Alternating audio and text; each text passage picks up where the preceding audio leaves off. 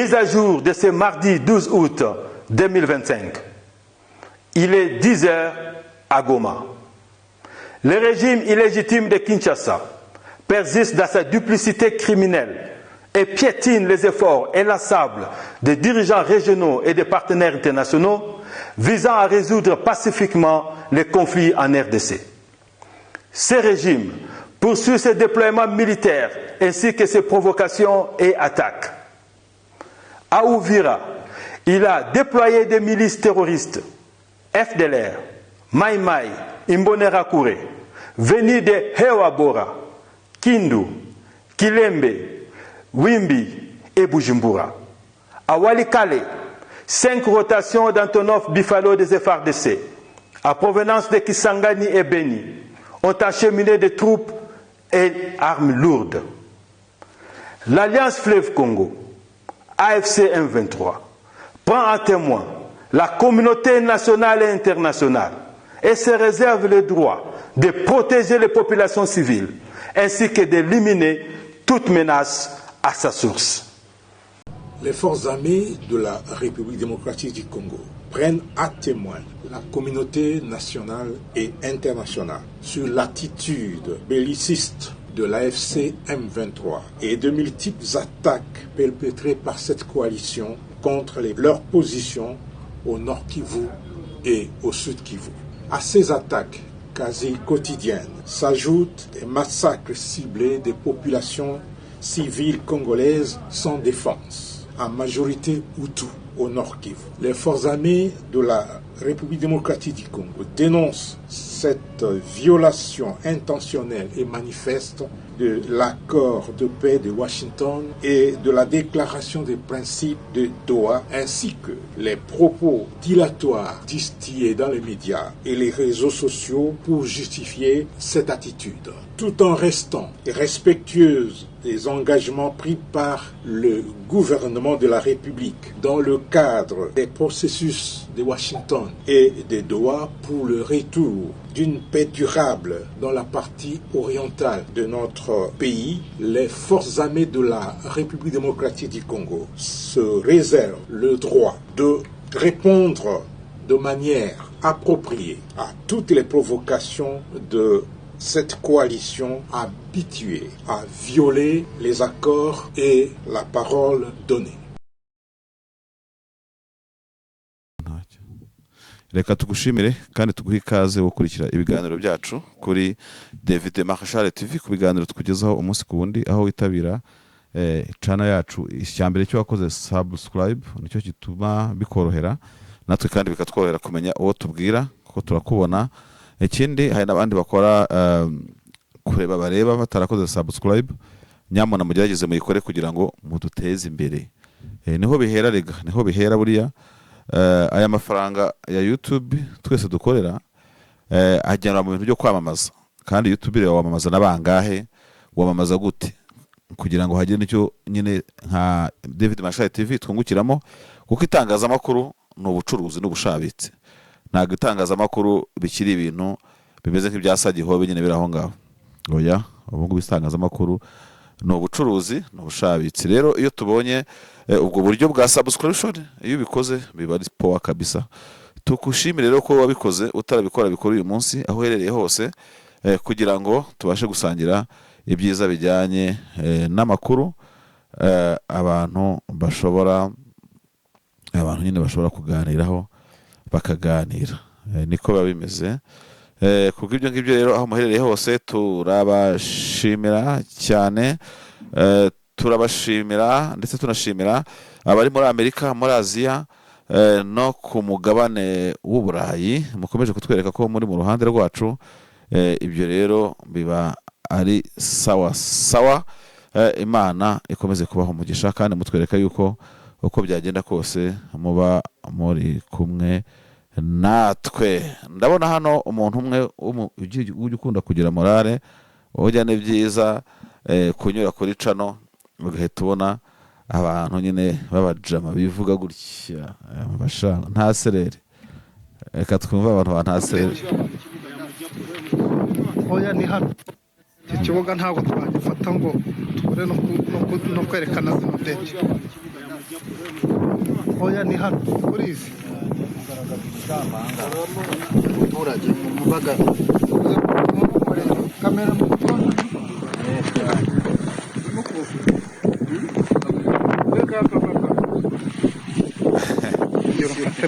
kamera ya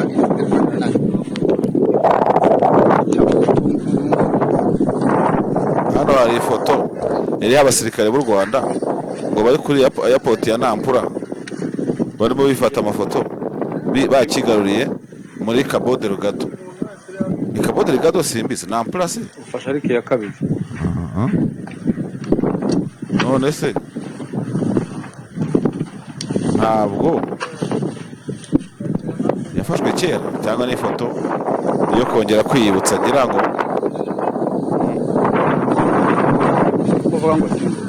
ifoto yo kongera kwibutsa ubanza ari ya kera simbizi kuko ndabona ni ikibuga kinini ntabwo ari kinini cyane ariko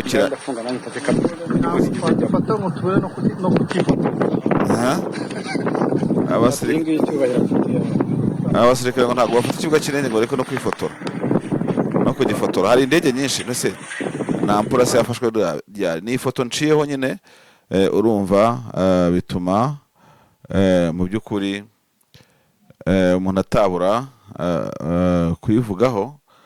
Niko bimeze rero, tugiye mu makuru atandukanye aho tugiye kureba amakuru yiriwe avugwa mu gace ka ibiyaga bigari, aka gace duherereyemo, hanyuma twongere tunarebe ese bimeze bite muri Repubulika ya Demokarasi ya Kongo ku makuru y'ama update acaracara na yahe hano nuko byaba bimeze. Hanyuma ndabona ikintu tujya tunyuranyura amakuru, ndabona igisa n'ibiganiro guverineri wa Kivu y'Amajyaruguru hamwe n'abamufasha mu bijyanye n'imyidagaduro bagiranye n'urubyiruko ruri hagati y'imyaka 10 na 18, akaba gisa n'umwiherero bakoze uzajya gutangira saa 2 kugera ku itariki na saa 6 nkuko Manzi Willy tubibona kuri Twitter yiwe aravuga ngo holiday camp under the dam, this testimony of peace restored under the guidance of Bahati Mutsanga Rasto, governor of the province of the North Kivu, and under supervision of the principal advisor to the governor in charge of youth, sport, leisure, culture and arts, Comrade Gafishi Semikore. 5,000 young people aged from 10 to 18 will take part over 10 days from 8 a.m. to 12 p.m. On the program, football, basket, boxing, and tennis, bringing together moment of growth, joy, and unity. Akashatangira shima urumva rero ko nibyo ni byiza y'abantu bubaka ahantu batangira bahuza urubyiruko. Urabona ko ari abana batoya kugira ngo batoze imyitozo ya siporo ngororangingo ndetse no kuba ari abana bateguwe neza. Urabona ko ubutegetsi bwa M23 bagenda bwaguka rero mu gace iyobora uhereye no ku bana, kuko iyo uteguye abana aba nibo bari kuzaforomwamo abazarendo na leta ya Kinshasa, ariko noneho M23 kwema baforomamo abana beza bazapora sportif bejo hazaza. Icyo ni ikintu gikomeye cyane. Uyu ni Gafishi ngira ngo tunajua namuna gani kufikisha mtu kwa objectif, na kitu ya kwanza mu maisha ni discipline. Kama munakia mu encadrement yetu, manake munakia kufuatilia maregle zetu. Regle ya kwanza ni discipline. Ukiona encadreur anaongea na ni bote munafanya nini, umuntu akibaza iri jambo ryo gutoza abana siporo ni ijambo ryiza, ariko umuntu akibaza niba babandi baba contre sexe batazavuga ko M23 itangiye kurokrita abana, kandi ni ibintu bisaba kubikorana ubwenge bwinshi kugira ngo ibintu birushaho kugenda neza. Uko byagenda kose babikore neza, ariko bafite n'uburyo amategeko yubahirizwa n'amabwiriza. Nk'urugero ababyeyi baba abana babyemera mu buryo bumwe cyangwa ubundi, ariko urabize Kinshasa zavuga ati mufata abana mukabajyana kuri stade, nkaho yavugaga ati no kubatoza encadrement no kubatoza discipline yabo, abantu bakabihinduramo kariya kigeshi, kandi nyamara ari kugira ngo batoze kuba ari abana bakuru bafite intego kandi bafite ejo hazaza heza nk'uko bigomba ku musiporutifu uwo ari we wese. Icyo rero ni amakuru turimo kugenda tureba. Ndabona ku zindi mbuga nkoranyambaga icyo zikomeje kugarukaho ari ijambo General Sematama yabwiye abari ku ikosi muri Minembwe. Ijambo ryakomeje gukurura bamwe amarangamutima, abandi ibisirani bati yavuze gutya na gutya na gutya. Ndabona irigarukaho cyane ari aho nyine yarageze aho asubiza abanakosi bamazaga ibibazo. Hari nk'uwo yabwiye ati nous avons parlé à plusieurs reprises et ils ont refusé de nous donner la commune. Maintenant nous n'en voulons plus non plus. Ils ont refusé de nommer officiellement la commune de Minembwe, mais maintenant nous sommes ravis car nous allons obtenir plus que la simple commune. Ni ikintu gikomeye aho Sematama yavuze ko ubutegetsi bwa Kabila na Tshisekedi bwarangiye kubaha commune ya Minembwe abanyamurenge bigengaho, atari ko tuzagira ikindi kintu kitari commune kandi tuzatwigengaho. Ati kandi bizaba ari sawa, ati ndetse batwima commune jewe numvaga niko Sematama avuga aribwo ibintu bimeze neza kubera ko byaduteshaga agaciro. Niko abivuga rero, niko abivuga. Hanyuma ikindi twasimbukiraho ariko nanone ku rundi ruhande hano rimaze gusomwa n'umuvugizi wa M23 akaba na point focal wa communication muri Alliance Fleuve Congo, uwo ni Lawrence Kanyuka. Nyuma y'itangazo ejo M23 FC yasohoye riteza ubwega rihuruza ko leta ya Kinshasa ikomeje kurundanya ingabo kuri fronti zose, uyu munsi bahisemo no kongera gusa n'abarikorera touche, noneho baryongeramo imbaraga bakoresha video. Ni video ifite amasegonda umuntu tumwe n'amasegonda 15. Lawrence Kanyuka, iri darapo ariho niba ari irihe ko se bavandi, iri bendera ni iri kuko kubera ko reka ndebe jewe nabibonye mpita mvuga ndetse mana mu ijoro bara mu ijoro mu 23 yazanye by'amadarapo yayo. Ndabonamo reka ndebe hano iki niki, reka turebe ni darapo rya M23 ariko ni iriya nyenyeri da abanza ari nyenyeri irimo kugaragara ariko ntigaragara neza. Umuntu yagira ngo M23 ifite ibendera ryayo. Kanyuka ugaragaza idarapo batagira ngo Kivu yakoze idarapo rindi. Reka twumve rero uko Lawrence Kanyuka abwira umuryango mpuzamahanga inkuru ijyanye n'iyi alert twari twabaye nk'abayivugaho mu kiganiro cyatambutse, ariko ubwo iri muri audio visuel nta cyatubuza n'uri kuyikina mu kumva Lawrence Kanyuka arabwira ngo iki abamukurikira.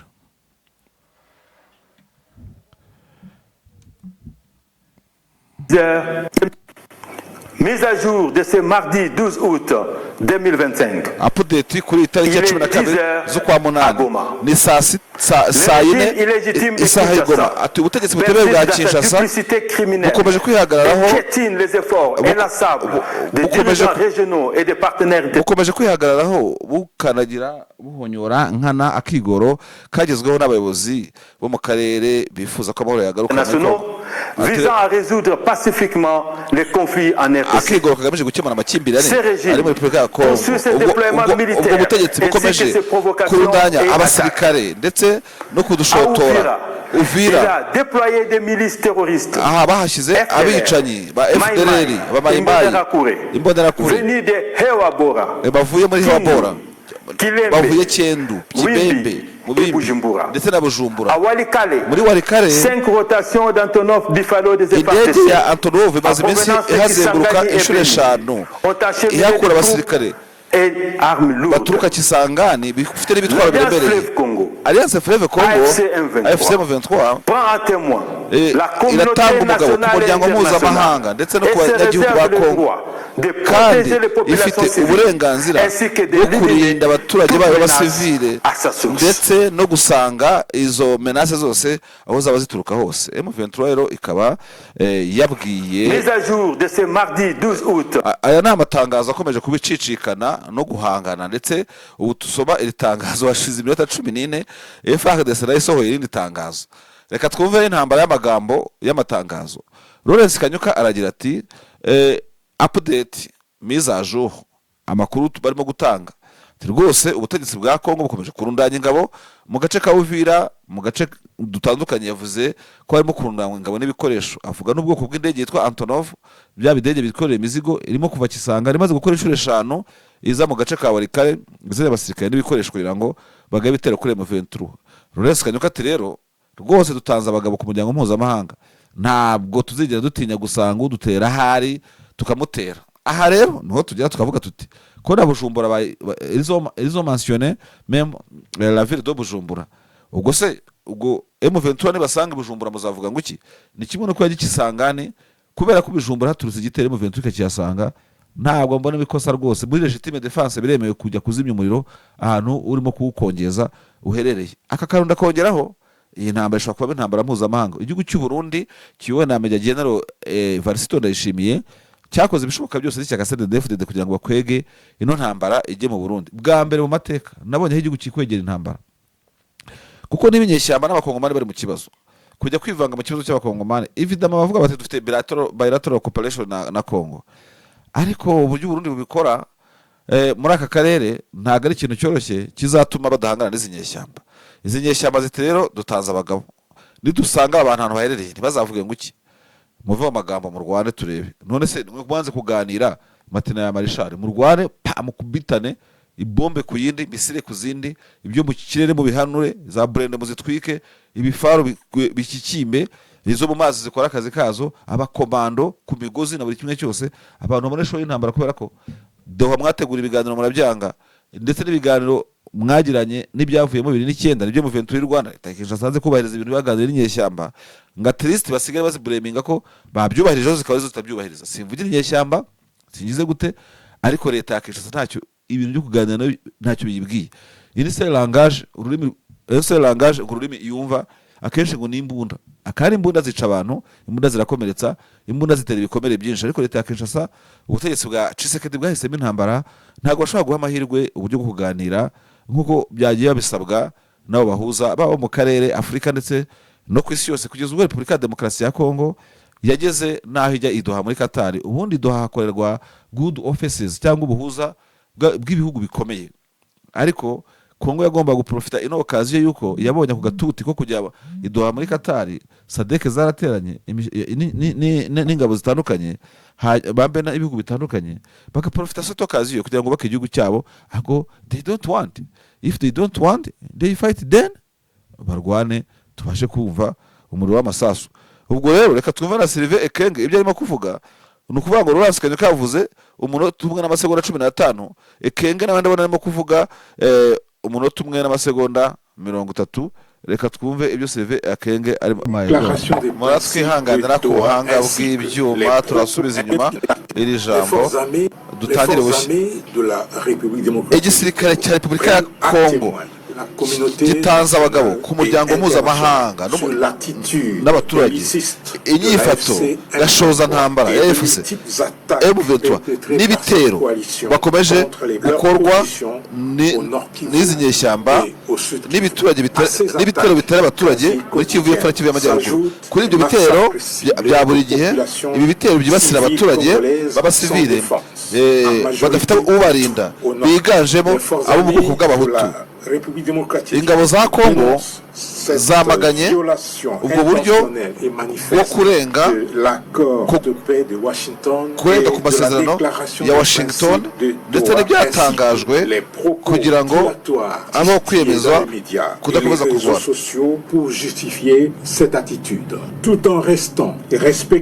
Reka twumve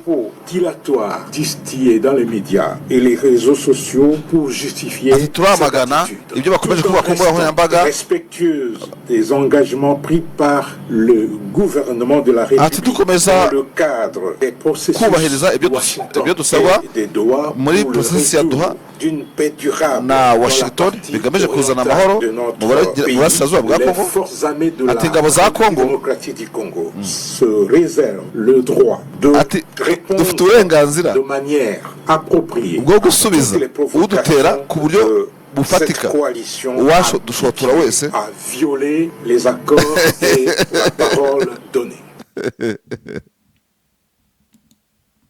Les forces armées de la République démocratique du Congo prennent à témoin la communauté nationale et internationale sur l'attitude belliciste de l'AFC M23 yasohoye et de itangazo multiples attaques rimeze nk'iryo barwana nabo yasohoye contre leurs barifashe bararikopera bararyigana et au bararyigana à mu ces yandi magambo quasi urabona ko des massacres ciblés des urabona populations ko civiles congolaises sans M23 défense. yanditse amatangazo none na leta ya Kongo ije kuyandika République démocratique du Congo dénonce ureka tuzikinire icyarimwe uretse mwumve. Mise à jour de ce mardi 12 août 2025. noneho mwumve cette uretse mwumve. Les forces armées de la République démocratique du Congo prennent à témoin la communauté. noneho mwumve. Il est 10 heures à Goma. ati ubu ni saa yine Le z'igoma régime illégitime de Kinshasa ati ubutegetsi persiste butemewe dans sa duplicité bw'Kinshasa criminelle ati mukomeje et piétine ubwicanyi les bwanyu efforts inlassables kandi mukamuhonyora des dirigeants régionaux et des ibyo abayobozi partenaires bo mu karere barimo internationaux gukora kugira ngo visant à résoudre tubone amahoro pacifiquement hagamijwe les conflits en kugera ku RDC. muti w'ikibazo nta ntambara. Uyu nawe akakomeza avuga ngo iki Communauté nationale et internationale sur l'attitude belliciste de l'AFC M23 et de multiples attaques perpétrées par cette coalition contre leurs positions au nord de la République démocratique du Congo. La République démocratique sur notre pays, les forces armées de la reka mwumve ahangaha naho mwumve CRGF Congo, AFC M23, MPLF Congo, aha uretse mwumve ukuntu bose bagiye kwiyemeza ukuntu bose bashaka intambara ahangaha mwumve FARDC République démocratique du Congo ingabo za Kongo se réserve le droit de répondre dufite uburenganzira de manière appropriée à toutes les provocations de uretse mwumve n'uyu nawe AFC M23 prend à témoin la communauté nationale et internationale et se réserve le droit de protéger les populations appropriées à toutes les provocations appropriées à toutes le droit de répondre de manière appropriée à toutes les forces armées de la République démocratique du Congo se réservent le droit civile prend à témoin la communauté nationale et internationale et se réserve le droit de abantu bose barimo kwezereza muri droit urumva se réserve le droit de uwo ni Sylvain Ekenge hanyuma uyu nawe ni Kanyuka ati twese dufite uburenganzira le droit de protéger les populations civiles ati uvuye Ekenge nawe répondre de manière appropriée à toutes les provocations de cette coalition habituée à amaboko arabarya uretse mwumve n'aba ainsi que d'éliminer toute menace à sa source. ati bavuga M23 ni ukwerimina gukuraho ibitero by'abadukanga n'abadutesha umutwe n'abagira gute hanyuma undi ati twiteguye kubatera bya hatari tukabarasa. La parole donnée. Aha okay ukuvuga ngo rero M23 yasohoye itangazo imaze gusohora itangazo bituma na FARDC isohora irindi kandi bose bagiye kuri video izi video mwese ndaje nzibahereze ubundi ruhane nkoyo nuko byose ne hahandi ntago ari kwege twazanye intambara kandi abanga biteguye kurwana bakaduha show y'intambara bakaduha show y'intambara ahubwo ni ryari muzatangira kubitana Butimari shara kundi intambara nige wazanye abantu kuri video awi M23 yahagije igisekere cya Kongo irimo gukora itangazo nabo gakora irindi bakumbuye kurwana sha mu Rwanda tutwereke show y'intambara ngayo nguko FARDC maze gusohora itangazo y'imirwano yo kwitegura kurwana aka kibazo hose nabawoga bari mu ndaki gusa nta nushobora kurwana bya nyabyo kugira ngo tubone uko ibintu bimeze hanyuma nko twavuze ni mugoroba rero Kongere y'Amerika ikomeje kuvuga ko rwose idashyigikiye iby'ubucuruzi bw'amabuye y'agaciro Repubulika ya Demokarasi ya Kongo izakora n'ubutegetsi bwa Tshisekedi inkuru twayigarutseho ni mugoroba ni ku rwandiko rwanditse no mu senateur bise Linda T Sanchez akaba ari umusenateri muri Amerika hakaba yashyizweho umukono n'abandi ba senateri bagenzi biwe ni nka motion bakoze bavuga ati ntabwo tubishaka, ibyo ntabwo bishaka. Hano harimo undi muntu wo muri Sena witwa Danike Nyirango Davis twaramubwiye, Terry Sewell nawe ni member wa Congress, abakongresiste harimo uwitwa Brenda Bior nawe ni umusenateri, harimo umudepateri witwa Jimmy Gomez nawe nuko, Gwen Moore nawe ni umusenateri, Jonathan Jackson nawe ni umusenateri, dewo witwa Henry C. Hank Johnson Jr. nawe ni umusenateri bagiye bashyiraho umukono, uwitwa Becca Balint nawe nuko, uwitwa Garcia nawe nuko, ndetse n'uwitwa Gigli member of Congress nawe n'umucongressman niba ari umugabo, bavuga bati ntidushyikiye amasezerano. Ariko aba benshi bakaba bigaje ama demokrate bashaka isupu imenekamo inshishi. Uziko abari bo bitangirije itangazo, bitangarije projet ya Rubito Kolwezi. Hano rero urabona yuko izi ngabo umva sijya utanga amasaha, ariko harabura gatongo barwane pe, harabura gatongo barwane, kubera ko buri wese arimo kuvuga ati ndaje turwane, ndaje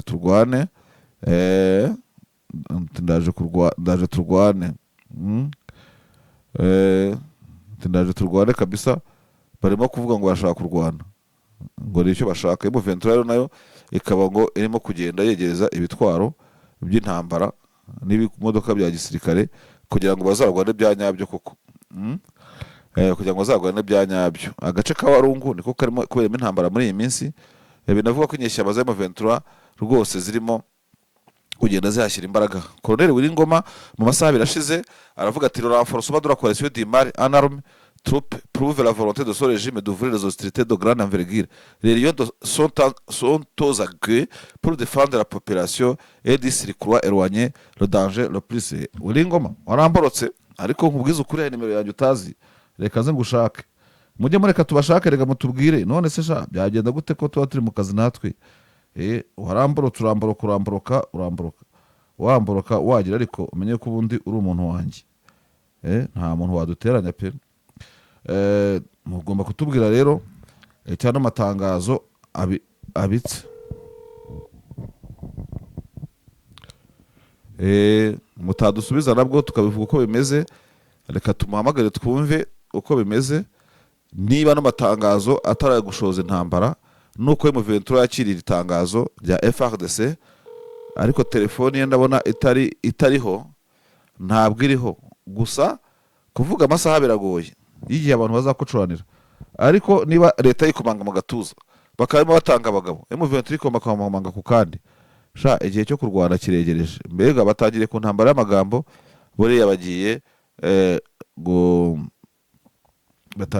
barimo kwisuganya ngo barwana, ahubwo bari bategereje ordre ya komanda. Kandi barimo no gutinya yuko nyine amahanga arababwira ngo iki ko mwamugize cyo kuganira, kubera iki mudashobora n'ubundi kuganira kugira ngo mukemure ikibazo, kuki mudashobora gukemura ikibazo. FARDC rero nyine ikaba ngo yiteguye kurwana na M23 kabisa. Open provocation FARDC was arendo FDL and Burundi forces in the areas under control, specifically and Panzi, South Kivu. In a moment from now, if men retaliate, we will fire and full and you start to receive bodies laying. Nese M23 hano hari umuntu urimo kwerekana video ngo FARDC ngiraho bita Panzi. Ubwo se Panzi yageraho gute? Akabibanza ari byatambutse, ntabwo bishoboka. Byatambutse ntabwo bishoboka. Reka turebe abazareno periferique. Ariko rero hano aya makuru akomeje kuvuga yuko ngo abazarendo bagaragaye binjira mu mujyi wa Bukavu ahitwa Panzi. Ibintu bishobora kuba atari igihuha, mwibazira Panzi muri Bukavu. Reka twumve niba hari icyo. Wana wasoda wetu wanashuka kuparuase, wazalendo wanashuka kuparuase, banachomoka hapa, banatraverse. Unaona njoo wale wanashuka mpati kuparuase, njoo wale wanashuka mpati kuparuase, njoo wale wanashuka mpati kuparuase na masasi, mabunduki wanashuka. Njoo wale ni mingi sana, njoo wale wanashuka kabisa, tunawaona shipeke kumechi. Tunaona shipe kumecho abapita mbarabara hapa kwetu banatusalimia kaisa, bako nasema bako banagombola banakia gombola ukavu banashuka kaisa paroisse ya chai ile wanachomoka mparwase ya chai paroisse ya chai ile wanachomoka amo kaisa na mu mujyi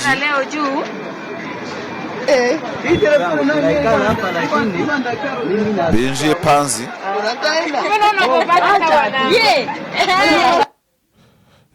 Ibi nyama bishobora kuba ari byo. Reka turebe amakuru akomeza kugenda avuga ko ngo abazarendo bakoze inclusion muri iki gitondo bakinjira mu makaritsiye ya Bukavu hari abarwanyi ba M23 nk'ahitwa ngo Mudusa, Panzi, Kasihe, Maria Kacerewa, aha hose ngo bashoboye kuhinjira. Ngo ku rundi ruhande ngahitwa Iruvungi ngo umujenerali witwa ngo Mazito nawe ngo yazamukanye n'abandi basirikare kugira ngo ajye guhangana na M23. Niko birimo kuvugwa. Reka rero tuze gutegereza turebe ikiri buvemo. Urumva yuko ntabwo match rwose iri ya gicuti hagati ya M23 ndetse na AFC. Biravugwa hano rero ko abari muri M23 bakavuga bati shani mudagarika intambara turaza kureba ibyanyu uko bimeze.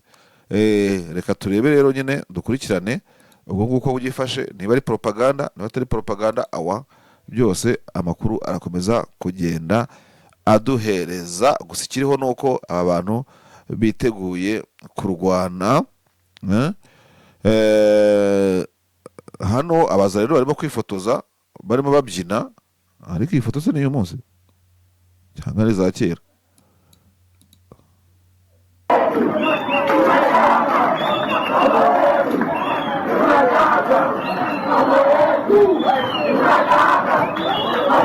Amavideo atandukanye rero akaba akomeje kwerekana abazarendo bari mu mujyi wa Bukavu ahitwa Kasihe.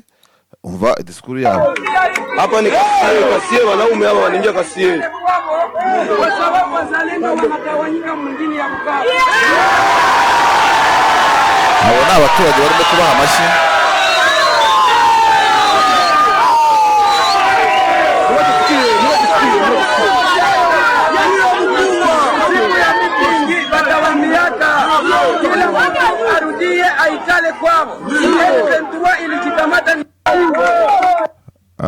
Ngabo rero abazarendo binjiye ngo ahitwa Kasihe mu mujyi wa Bukavu.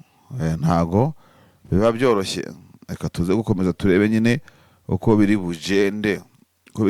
Ino ntambara iraza kuba intambara ikaze, ariko uko byagenda kose ubwo M23 yagira kubyitwaramo. Umujyi wa Bukavu rero niba bari buwinjiremo sinamenya.